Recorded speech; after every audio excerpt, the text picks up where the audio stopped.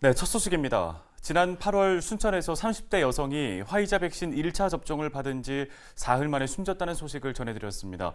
당시에 병원 측이 17년 전에 완치 판정을 받은 병력을 가지고 기저질환을 표기해 논란이었죠. 결국에 이 기저질환 표기는 삭제된 바 있는데요. 네, 이런 가운데 국립과학수사연구원이 고 이슬희 씨의 시신을 부검한 결과가 2달여 만에 나왔습니다.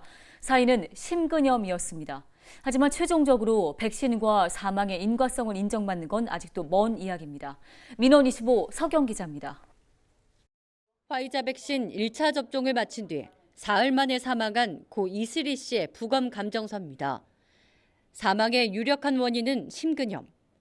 국립과학수사연구원은 감정서를 통해 변사자가 백신 접종 이후 비교적 단기간에 사망했고 화이자 백신의 경우 부작용의 일부로 심근염이 보고된 점을 들어 백신과 사망에 연관성이 있을 것으로 봤습니다. 부검 결과지를 받아든 유족들은 참담한 심정을 드러냈습니다. 이제 반신을 한 거잖아요, 그제? 그렇기 때문에 또 조금 한편으로는 숨이 쉬져요. 그래도 내 새끼가 이렇게 억울하게 갔다는 걸 밝힐 수가 있고 또 이렇게 말할 수가 있었어. 정말 나 이거 받고 미치겠습니다. 사망의 유력한 원인은 심근염으로 판명됐지만 질병관리청의 최종 판단까지는 갈 길이 멉니다. 절차상 전라남도가 외부 전문가와 함께 인과성 1차 평가를 마치고 그 결과를 질병관리청에 올리면 2차 인과성 평가가 이루어지게 됩니다. 하지만 전라남도는 지난 1차 평가 당시에 부검 결과가 나오지 않아 보류 판정을 내린 상태입니다. 다시 부검 결과서를 첨부해서 질병관리청에 제출해야 하고 2차 인과성 평가가 나올 때까지 기다려 봐야 하는 겁니다. 2차 인과성 평가 보류를 했기 때문에 그 결과에 의해서 중앙에서 심의를 해갖고 우리한테 통보가 올 거예요.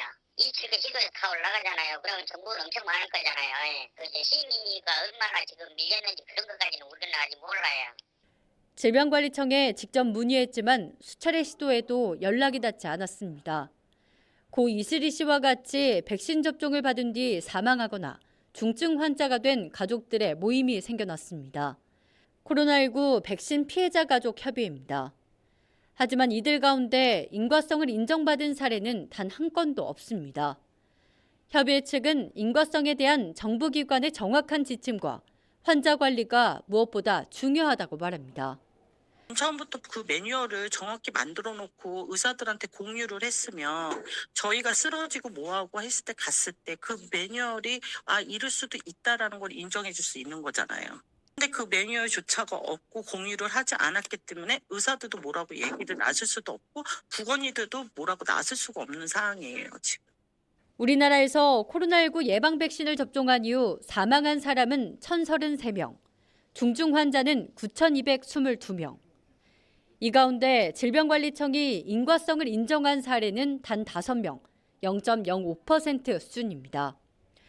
하루아침에 떠나버린 가족을 두고도 사망 원인조차 명확하게 확인받지 못한 전국의 유족들. 백신 사망의 인과성 판단에 대한 정확하고 투명한 지침 제시가 무엇보다 필요해 보입니다. 민원 25 서경입니다.